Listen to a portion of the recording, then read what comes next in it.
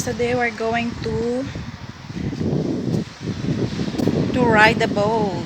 It's my first time riding a boat and I am so excited. Yeah, we're going there on that terminal. But I'm going to meet my friend Nora.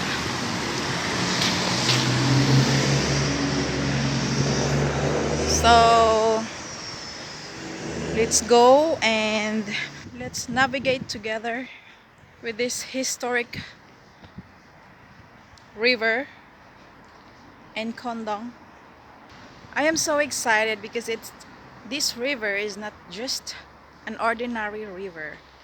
There is a lot of story behind of this river. So hope we can discover a lot of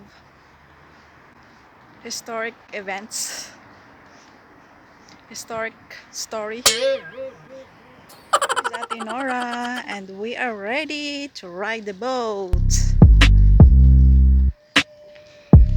Baby.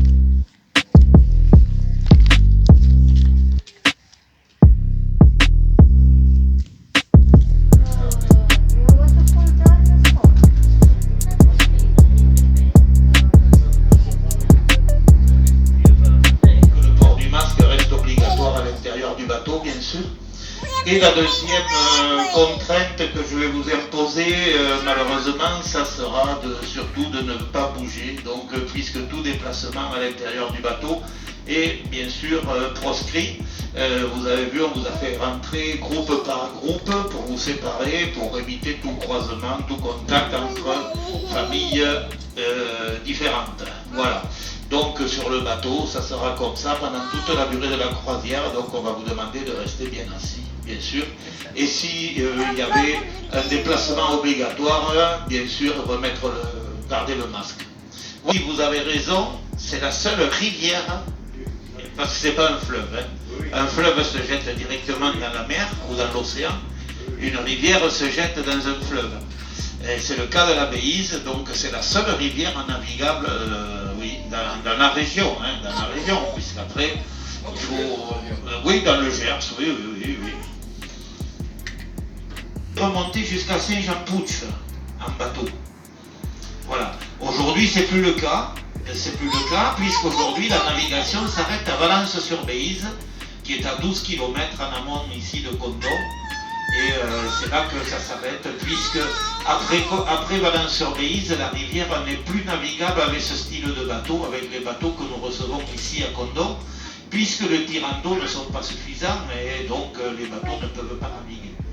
Voilà. De Valence-sur-Béise jusqu'à Saint-Jean-Pouch, il y a des clubs de canoë. Et on peut remonter la rivière comme des sorties accompagnées, un canoë-kayak. Non, bien sûr, à la partie basse de la ville, qui est le quartier de la Bouguerie, bien sûr, et c'est là où il y avait à peu près tous les métiers de bouche. Parce qu'il faut savoir que Condom, à partir du XVIIe siècle, était le port le plus important que l'on avait ici sur la Béise.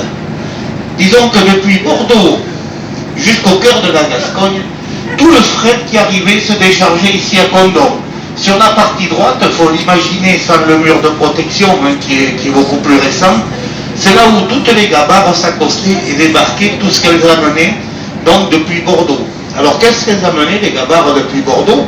Eh bien, bien sûr, elles amenaient tout ce qui arrivait des colonies, tout ce qu'on ne produisait pas ici. D'abord des bois exotiques pour faire des charpentes, pour faire les menuiseries, pour les cathédrales, etc. De la soie, du coton, du gravier, du sel, de la pierre. Il y a toujours d'ailleurs, je dis on avait, mais il y a toujours une grosse carrière de pierre de taille à Vienne qui a servi d'ailleurs pour faire toutes les écluses, les ponts, etc. Toutes ces pierres arrivaient ici par les bateaux, par les gabarres. Et comme je vous disais un petit peu tout à l'heure, les bateaux qui arrivaient, les gabarres, elles avaient à peu près la dimension du bateau sur lequel vous êtes, du D'Artagnan.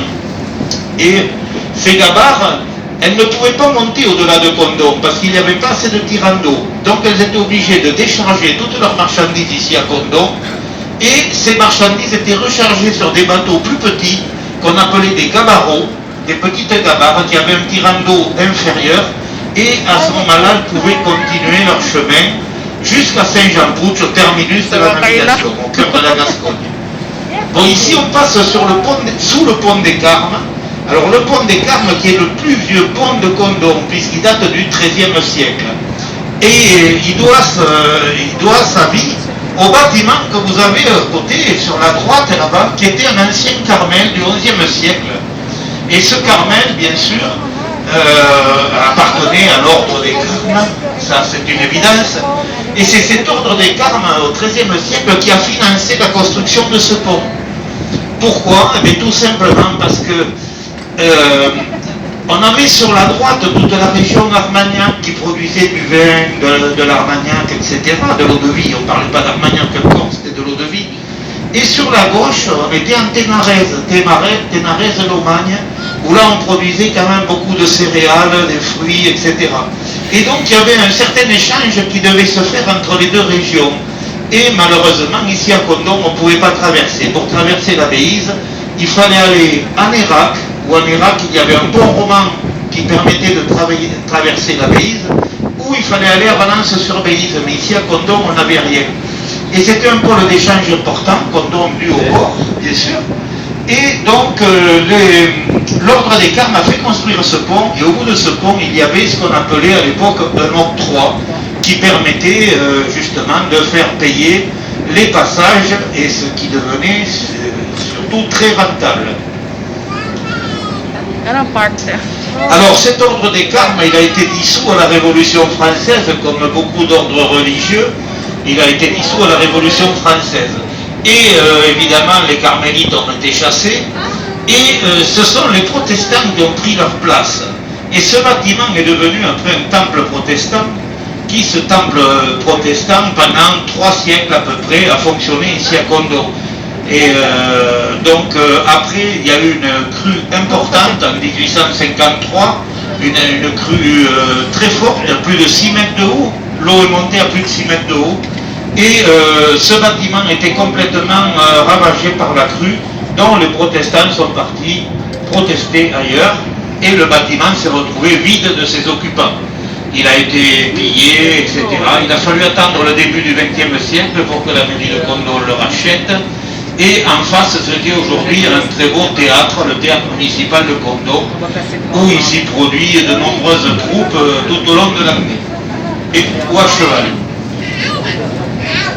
Alors ces chemins de halage, bien sûr, autrefois, il faut les imaginer sans les arbres, hein, puisque bien sûr, il y avait un cordage qui traînait le long de la mer, et donc ces bateaux étaient remorqués par des chevaux, par des bœufs, ou par des ânes, souvent, ou des muets, et même quelquefois par des femmes. Et oui, des femmes. Et toujours, vous voyez l'eau qui sort sous la maison, là. Voilà, l'eau rentre encore dans ce moulin et fait tourner une turbine. Mais cette turbine ne fait plus de la farine, bien sûr, hein, elle fait de l'électricité.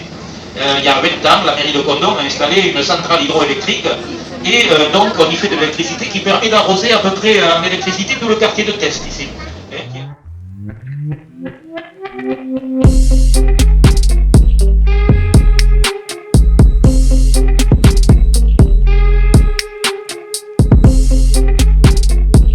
Depuis la passerelle, je vous expliquerai comment fonctionnent les écluses.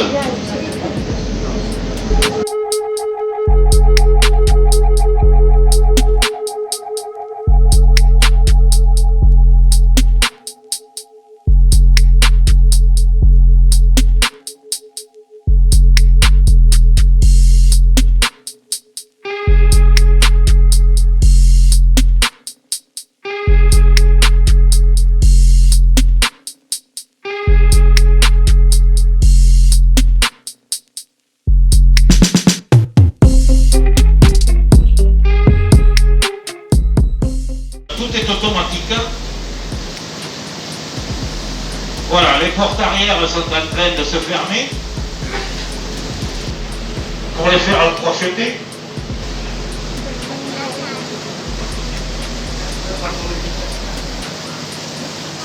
Alors ces écluses, bon, la navigation sur la Bise, elle a repris en 2005. Et ces écluses jusqu'en 2010 étaient manuelles. Donc il y avait 8 manivelles qui permettaient donc de faire fonctionner l'écluse. Ça prenait environ un quart d'heure. Et depuis 2010, vu le trafic de l'écluse et l'extérieur, la partie amont de la rivière, pour que les portes puissent s'ouvrir. Parce que c'est la pression de l'eau qui les maintient, bien sûr, fermées et qui fait l'étanchéité. Voilà, donc c'est en train de s'ouvrir. On va pouvoir larguer les amarres et continuer notre petite balade.